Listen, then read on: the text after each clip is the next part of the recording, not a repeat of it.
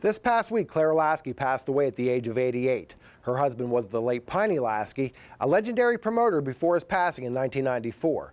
We would like to extend our condolences to the Lasky family. The Laskys owned and operated Jennerstown Speedway for 32 years. Over the years, their son Stan became an instrumental part of the operation. He is now promoting Motordrome Speedway. Earlier in the season, I was able to sit down with Stan to discuss his family's racing history and his efforts at Motordrome. Although Stan and his siblings assisted their parents in operating Jennerstown during the early years, Stan's passion in racing was behind the wheel, where he found success on dirt and asphalt. But he knew it was only a matter of time until driving took a back seat to promoting.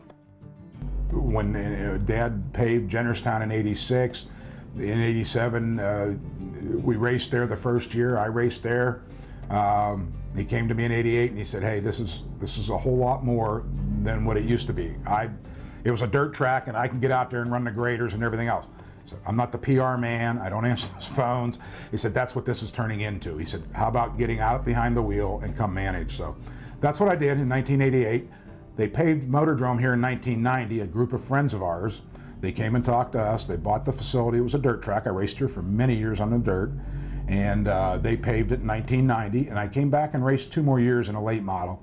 I was in my mid-30s and had business interests and a lot of other things and kids, and it just doesn't afford you the time to be really successful at racing. So I just finally hung up the helmet, and in '91, and that's 19 years ago or something like that, and this is about all I've done ever since, promote racing. So. Leasing Motordrome from the Miley family has given Stan an opportunity to do some things differently than before. As a promoter, I have one thing to sell, the show.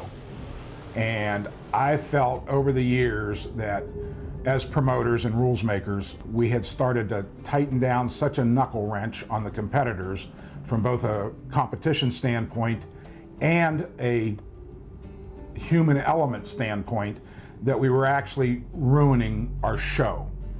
And I came in here with the idea of loosening up rules. In some ways, this is hard for me to even say, but those 6 years I raced with my son, at the end, when we were racing at Jennerstown, and I was going there as a competitor, there were times, and I thought maybe it was my age or whatever, but there were times when it just didn't seem like it was fun anymore. The fun was kind of gone, and when I took this back over, that was the #1 rule, that we were going to come down here and have fun. And I've got a terrific bunch of racers. They bought into my sales pitch. I must be a good salesman. They bought into what I'm selling, and you know, they're behind it 100%, and it's starting to show. Motordrome has some amenities such as a drive-in viewing ramp and business suites, yet could use some upgrades. But Stan is happy right where he's at. Well, from a promoter standpoint, I love promoting Motordrome because there's a million people within a 30-minute drive of the racetrack. So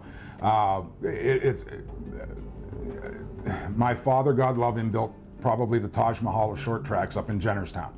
We learned years later that it still goes back to the #1 rule in business: location, location, location. I would kill to have those facilities down here. But that being said, I felt this was an opportunity because there is an awful lot of population.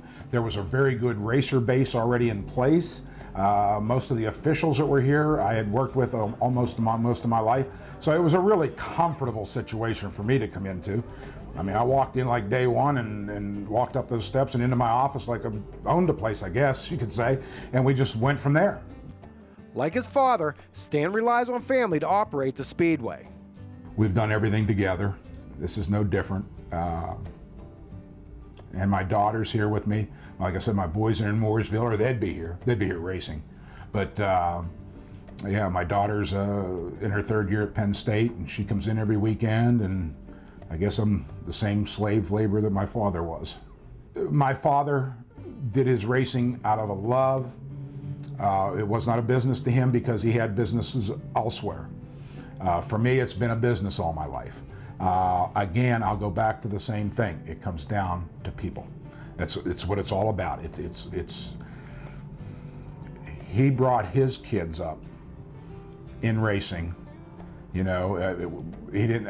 I ended up working with him in the mining operations, but none of my brothers and sisters did. So our common thread for all of us was always centered about the racing. It's been the same way with my kids, and it'll probably be the same way with my grandchildren. Naturally, Stan may be compared to his father, which he doesn't mind. At the end of the year, he'd say, "How much do I owe?" and he'd write the check. I mean, he didn't have car collections, he didn't go to Vegas, he didn't gamble. His love was to sit in his pit area and be with his racers and his race fans on a Saturday night. And I guess that acorn didn't fall, this acorn didn't fall far from that tree, so. Again, our thoughts and prayers go out to the Lasky family. They have always been gracious and assets to the racing community. Pit Pass returns in a moment.